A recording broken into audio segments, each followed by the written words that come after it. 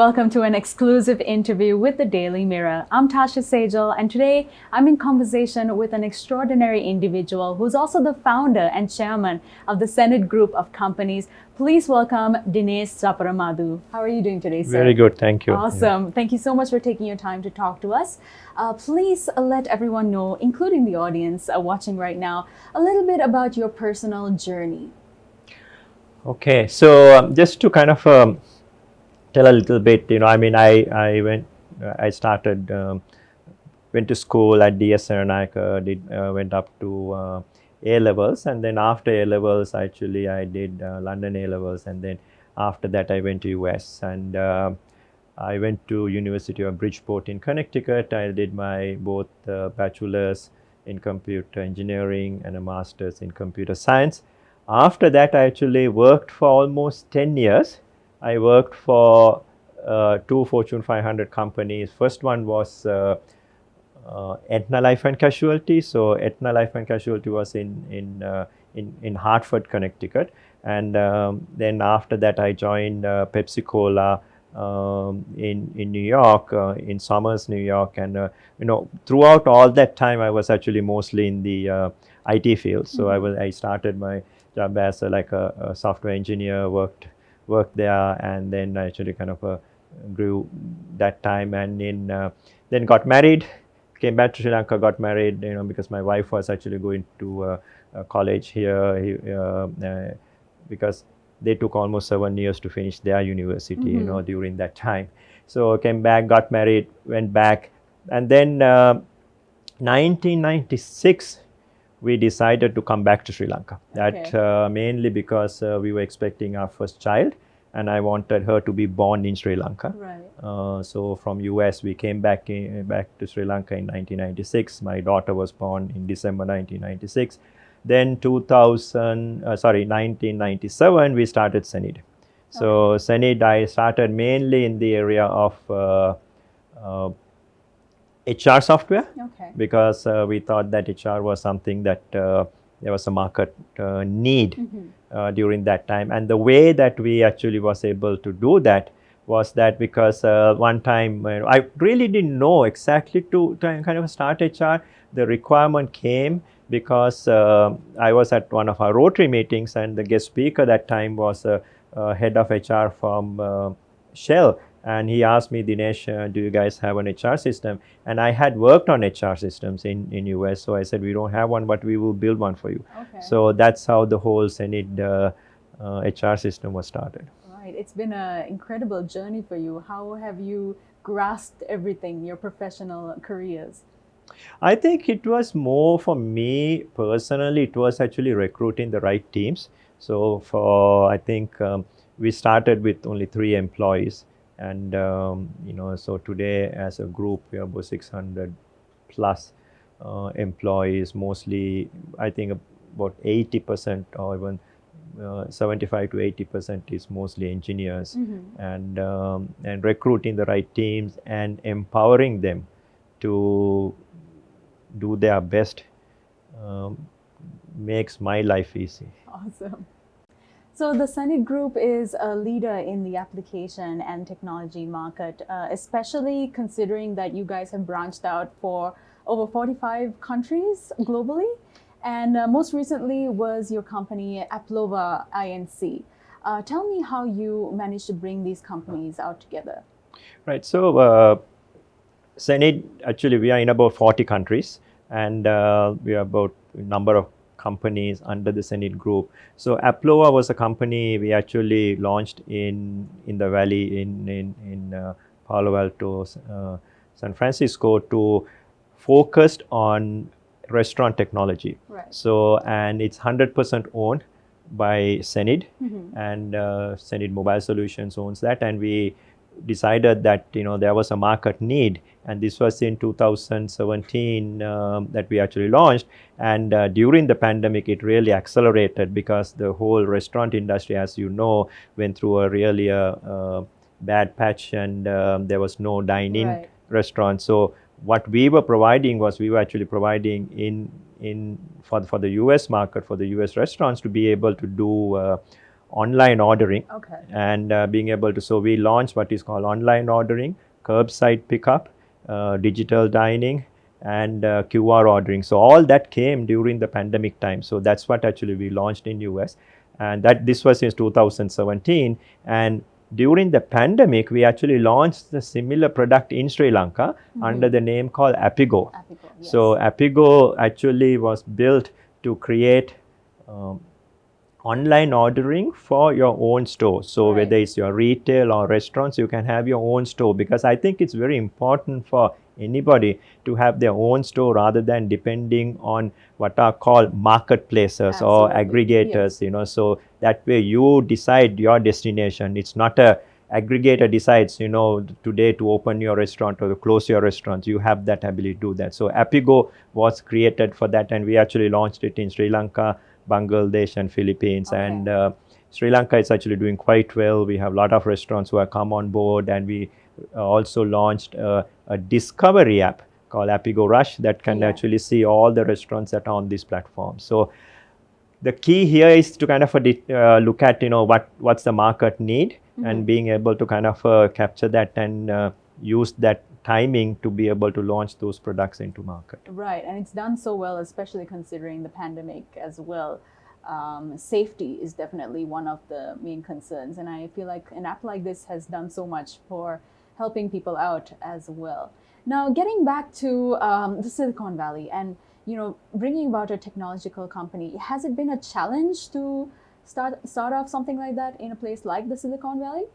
I think it is always a challenge, but I think for hSenid, I think our DNA is kind of being able to go into new markets. So if you take hSenid Business Solutions, our HR company, we are very fortunate that we are in 40 countries. And if you really look at the very early stage, we went to Africa, and now I think we are maybe close to about 16 countries in Africa. Actually, we are present, and we have a leading market shares in places like Kenya, Uganda. You know, so I would call hSenid DNA is being able to go into new markets and being able to kind of not to conquer the markets, but maybe more from being able to create some value and set up and create that local culture, and you know. So that I think that's one of our DNA that we have been working with. So Dinesh, you were the recipient of the 2014 Sri Lanka Entrepreneur of the Year award, and you know, entrepreneurs is basically something that I like to support as well as startups. Is there any sort of advice you would like to give young entrepreneurs today with their businesses? So I think entrepreneurship or starting a new business is not for everybody. But if you are really passionate in what you want to do, and if you want to kind of be at it, and you have to have this something called never give up quality in you, I think it's accelerating journey for anybody to get into that. And I would encourage anybody who's really passionate about something, being able to kind of try something out. That's the message I would like to give. Absolutely.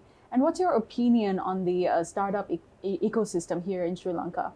I think we have a very healthy startup ecosystem in Sri Lanka. I think not only in the IT, but also in other fields, right? I think you see that whether it's, you know, the new restaurants that are coming up, or the new ventures that people put together, or a lot of home businesses. You know, if you really look at the technology is being kind of built through some of the social platforms that now actually you can run a home business. So, you know, that's something that was not available maybe when we started, you know, because, but now that facility is there, so somebody could really start something on their own and grow it to a level, and once you are ready to take the next phase, then you can also go and actually raise funds also. Now there's the ecosystem is built. Now you can have angel funding or venture funding or private equity, you know, so you have a variety of things that you can do now to be able to grow your business.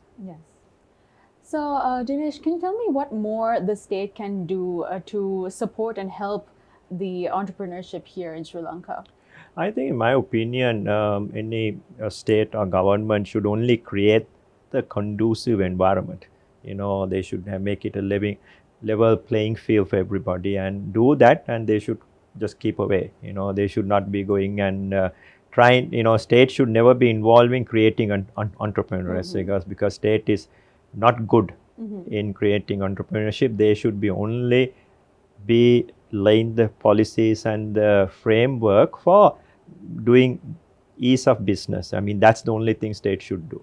Right. So what can you tell us a little bit more about the tenure you had as chairman of SLASCOM? So SLASCOM is our industry association. We formed it almost 10 years ago to really focus on the IT BPM sector in Sri Lanka.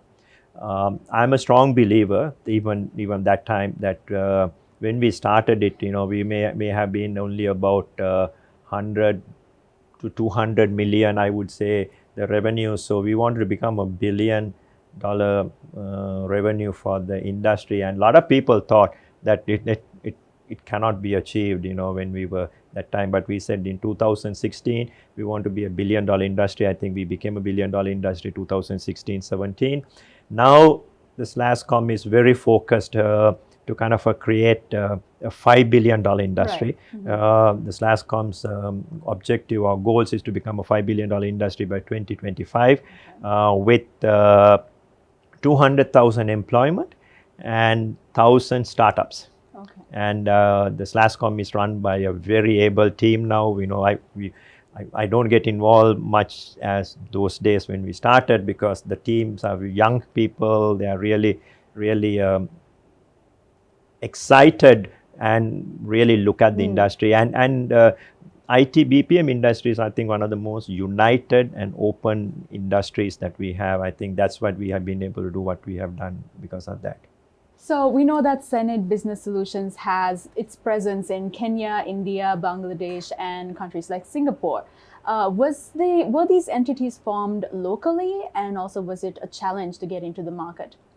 So hSenid as a whole, we have this whole philosophy about how we go and set up our own entities. And our goal is to be able to set up 100% owned entities of hSenid, because we have had some bad experience when we did joint ventures. We did a joint venture with another Asian country, and the joint venture partner actually played us off, and we had to close that down. So because of that, we have decided that wherever that we go, we will actually have 100% owned. So the Singapore is 100% owned by hSenid Business Solutions. Our Bangladesh, Australia, and all these places we actually own. When we have our own entities, we own 100%. So we don't have any joint venture partners. But said that, what we are planning is we have what's called a partner strategy. So partner strategy is, currently we have about 30 partners that actually sells the hSenid Business Solutions product in these 40 countries that we are in. Not all 40 countries, maybe close to about 10 countries, 10 or 12 countries. But that's something we will expand. So what we want to do is, we want to really expand our partner ecosystem in the coming years. When we are growing the organization and expanding, we will actually look at to expand the partner ecosystem. Right. Now, as an entrepreneur, how has this COVID-19 pandemic affected your organization, if at all? Sure. So I think if you really look at when it happened, I think 2020, maybe around March, April time, April, right? Everybody was in shock, right? I mean, we had really, I think we all thought, how are we going to do? We will lose our customers. So we took very, very drastic measures. All of us actually took very, very drastic measures. But luckily, within 6 to 9 months, things started coming back. And actually, when it came back, actually it accelerated. Right. So if you really look at, I think all our IT, I'm sure most of the other IT companies also actually grew during the pandemic time. So most of us actually grew between 15 to 18% growth. I mean, I always say that now if we invite all our employees to come to office, they will not have seating places, Right, because yes. we have recruited during this last almost 18 months. So as a company, I think we grew a lot, and I think a lot of it's related to the acceleration of digitization.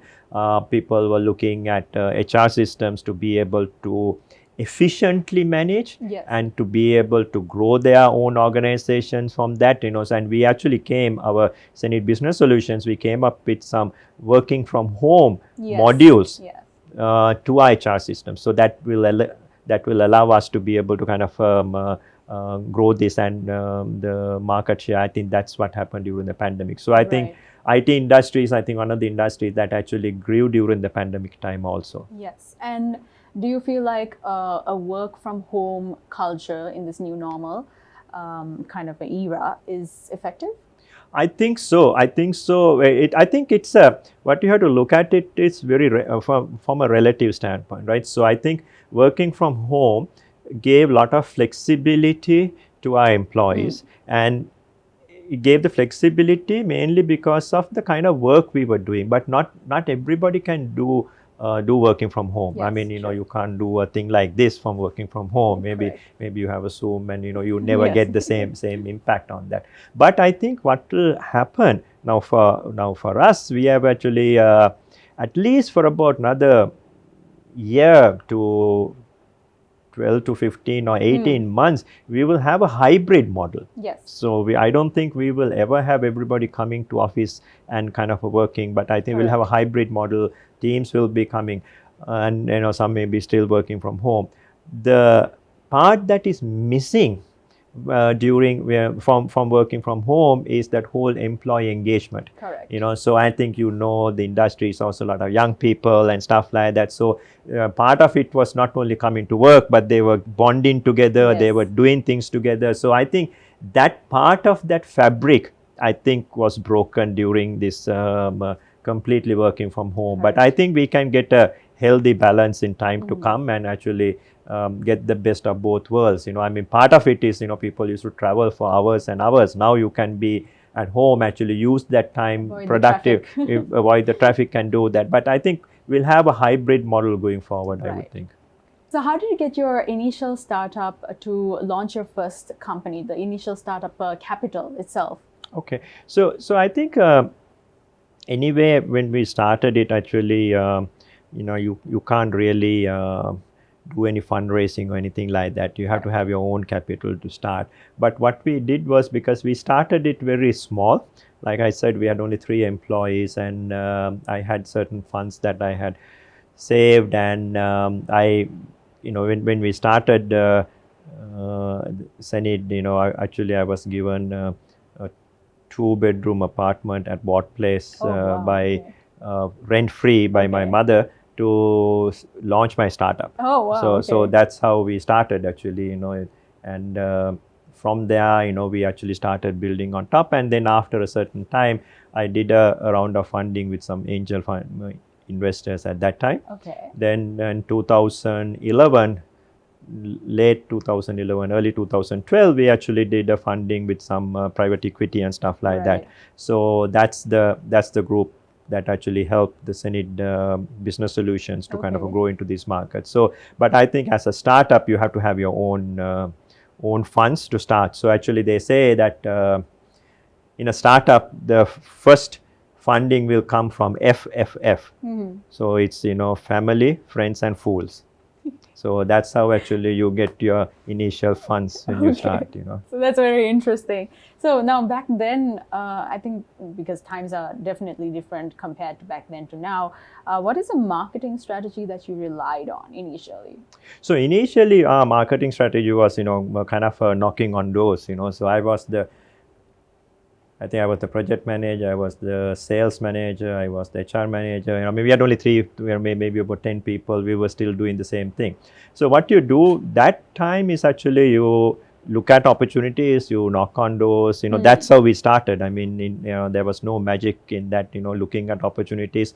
But the reason we won most of that time is because we were able to, our product was superior. Right. So if you have a superior product and you have a niche product, then people will start looking at, because when we were doing in 1997, 99, I say it's like early 2000, 98, 99, early 2000, user interface, GUI was just coming out, but our systems were all, user interface was very well done. So we spent a lot of time in focusing on quality, our user interfaces, and once we go and present it, we would get shortlisted. It doesn't matter wherever we were, we would get shortlisted. Then you have to kind of start the process of kind of building it up. So if you have a great product, and if you have kind of a not giving up mentality, you go on knocking on doors, I think, you will be able to get your business. And the key is that, have a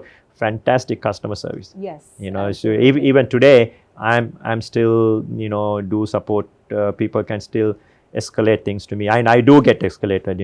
Recently somebody said that, they had some issue with their performance management, and they send me a text, and we will actually, so that's the kind of service that you have to be, because we are in the service industry. It doesn't matter, 7 days, 24 hours, you are still in the service industry. So and I enjoy that. I mean, because we know, when we are there for a customer, when there's a challenge or an issue, the customer will be with us for rest of their life. Yes, that's true. So it's very important that we actually focus on the customer. I love the fact that you are driven and looking forward to the future, and already have everything laid out, and your story is inspirational as well. Now, I'm very eager to know what your definition of success is.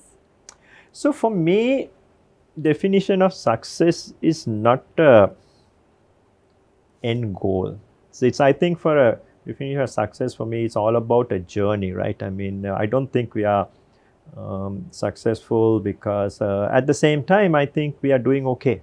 So success is all very relative, and as long as you go through that particular journey and you do things that you enjoy doing, then you will be successful. Yeah. And the day that you are not enjoying what you are doing, that's the day to stop.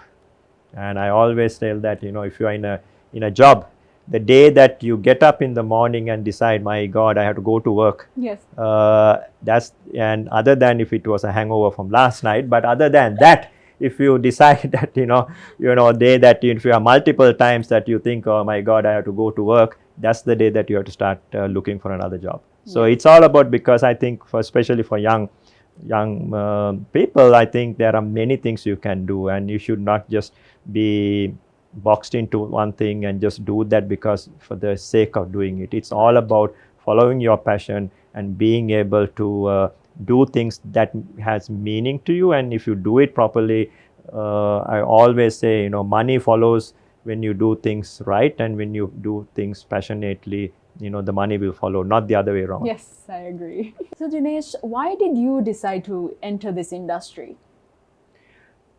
I think I decided because that was my background, right? Because I studied computer engineering, and I did computer science, and I worked there. Like I said, I worked for two on the IT side, and I always thought, actually, interestingly, when I was going to university, I mean, the reason I went to university in US is that because I couldn't go to university here. Right. I was not selected to go here. So I know that was the only way that I could do, but I was very interested in doing computing.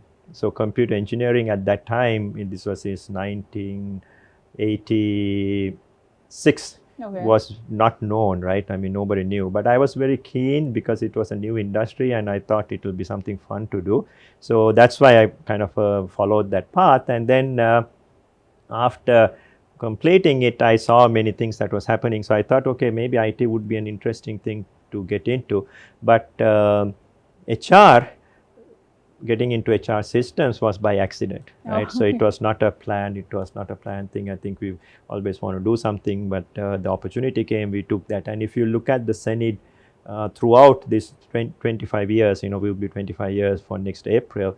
And we are always taken opportunities when you saw that we felt that was right and we were passionate about, Right. and then we completely build it to become companies, Right. So that's, so I was very passionate about HR, but then there was a need for HR. So we took that and we built something, I think we built something beautiful that many HR managers and directors and CEOs would really love using our HR system, because it provides not only ability to kind of do administrative HR, but also it provides you with development, which means performance appraisals, building your core competencies with people, and really kind of looking at leadership development. So you can do wonderful things with the system once you have it, and if you start using it properly. So future of an organization is their people, their talent. So we call it now a war for talent, right? So if you attract the right people and if you can retain the right people,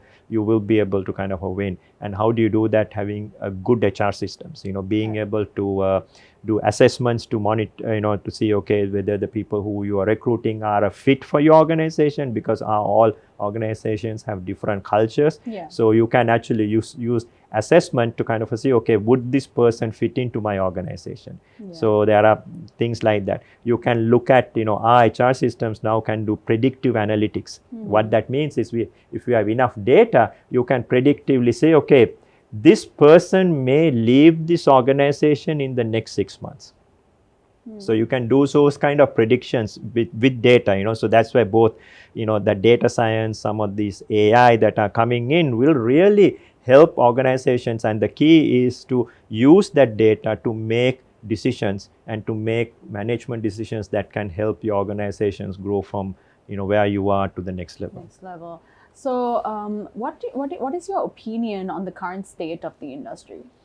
I think the IT industry is doing extremely well. I mean, we are fortunate to, that we have an industry. I think I mentioned that I feel, especially for Sri Lanka, IT industry is the industry that can really take us out of these current challenges we have. And, to be focused onto that. And what I encourage, I think, like mentioned before, I think, you can be any job you do, but you can really kind of convert that to be part of IT, like that, So when I, somebody asked me when I did this whole online store, I mean, build your own online store. But I said it's not only for stores, for retail and restaurants. It can be used for anything. Say that you are a consultant. Say that you are a teacher. Say that you are anybody who wants to kind of sell things online. Now you can do this, because this online store has a payment integrated, billing part, all that. So anything you do now, you can actually convert that into a business.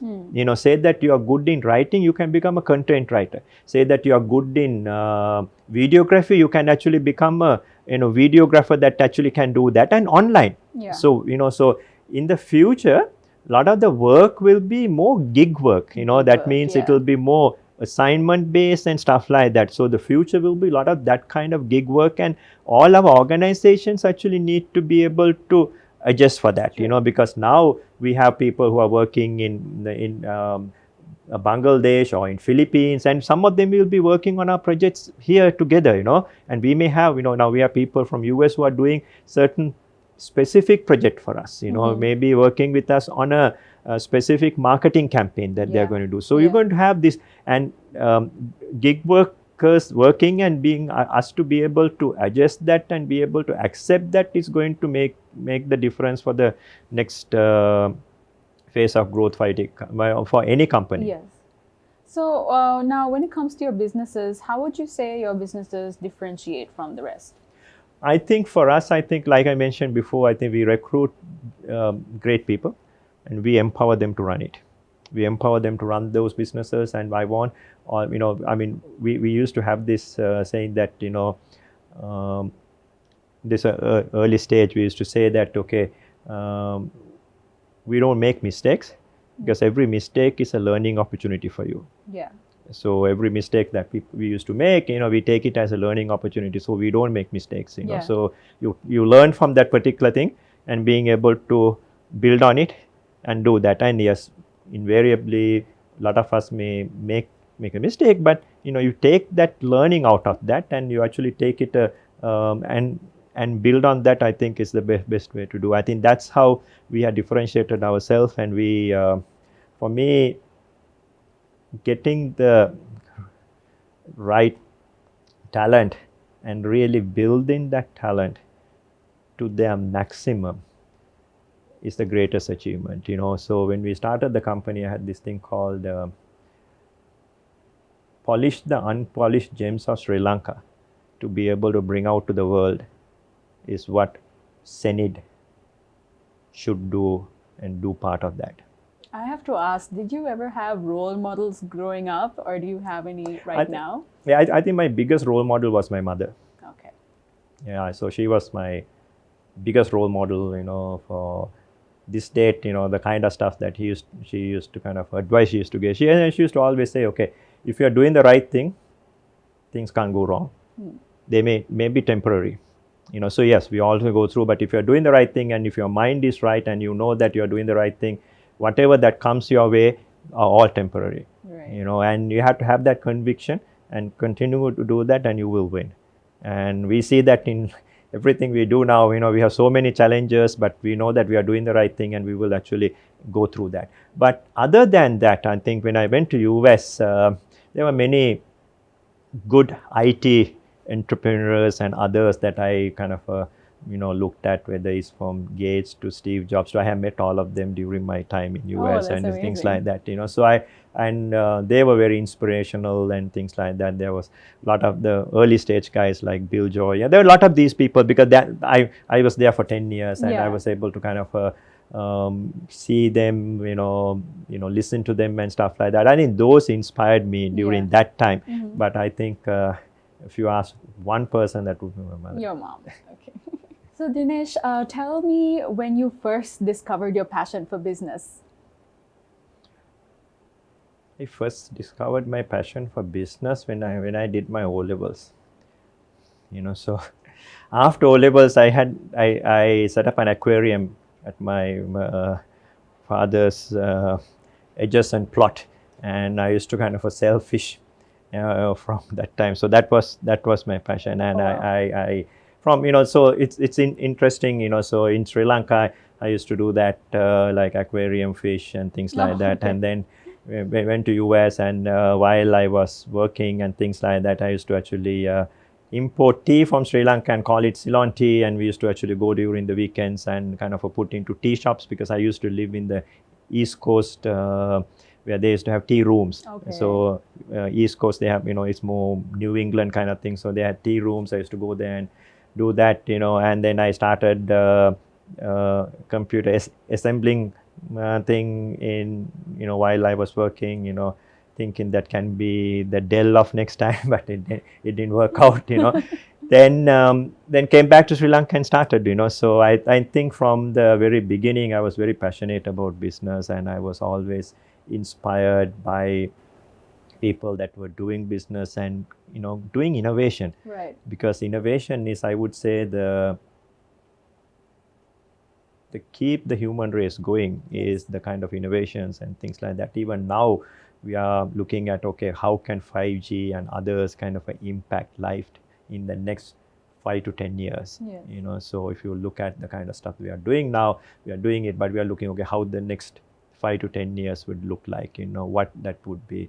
How can our HR systems with our data analytics and stuff like that we are doing, how can that help in the next 5 to 10 years? Right. So I would say, that's something that would really makes a huge difference. And have you tried and failed in your ventures? Yes, many times. Okay. Many times. Okay. So if you really look at the kind of, maybe we had 3 to 5 companies we have closed down. We tried it didn't work. We actually, one of the things, I think I'll tell you an interesting story again. We did a visit to India, like a study mission to India, and I was watching TV, and then that time they were doing all these animation studios, in India, so I was thinking, wow, animation was a great thing and stuff like that. Came back and started a company called Mid Studio.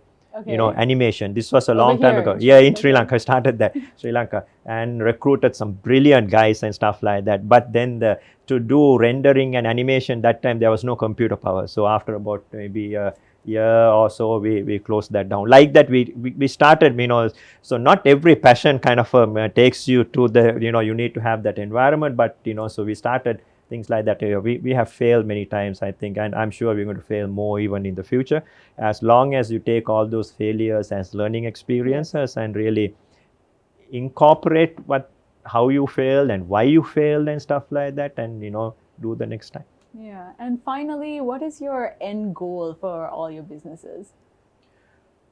I think if you really look at, I don't think I have like an end goal as such. I would say the thing that I would like to kind of to think about or to kind of kept is that we build something that will actually test the time for the future, being able to I'm very passionate these days about educational institute that I'm building with a Japanese joint venture that we are doing in Sri Lanka, and I'm very keen to see that succeed.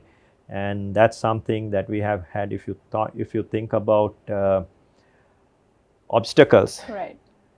I think we have had a fair share of obstacles, trying to bring a Japanese university institution Sri Lanka, mainly because of the bureaucracy that that this country has. But we are not going to give up. Okay. We're not going to give up. We're going to get that. I think I would feel that one day would become something that a place of research, development, new thinking, new innovation that can come out on that. So that's one of my real things that maybe that we will leave one day and go. And I think also to be able to get next generation of people to be able to take over the businesses that we're running. So currently most of the businesses actually run by general managers or CEOs, and I think that's what I want to do more and more, so that I don't have to do day-to-day stuff, right? Because we have built a fantastic team. I'm very lucky to have a great team that actually been with us. So I would let them take it and run for the next 25 years. Well, your journey has been definitely quite inspiring, and thank you for letting me pick your brain a little and share it with everyone watching. So yeah, I wish you all the very best of luck, and yeah, some big things coming indeed. Thank you, and thank you for your time also. Thank you so much for watching. See you next time on the Daily Mirror.